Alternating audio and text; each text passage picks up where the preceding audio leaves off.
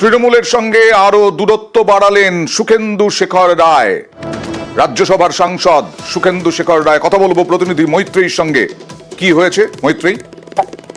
সুখেন্দু শেখর রায় তিনি রাজ্যসভার চেয়ারপারসন তার কাছে চিঠি দিয়ে তার আসন বদল করার অনুরোধ জানিয়েছেন এবং সেখানে তিনি তার শারীরিক অসুস্থতার কথা বলেছেন এবং তিনি জানিয়েছেন যে তাকে চিকিৎসক পরামর্শ দিয়েছেন যাতে তিনি বেশি হাঁটাচলা না করেন এবং সেই কারণে তিনি পিছনের দিকে অর্থাৎ তৃণমূলের অন্যান্য সাংসদরা যেখানে বসেন সেই 2 নম্বর সিটের বদলে তিনি পিছনের দিকের আসন চেয়েছেন দরজার কাছে।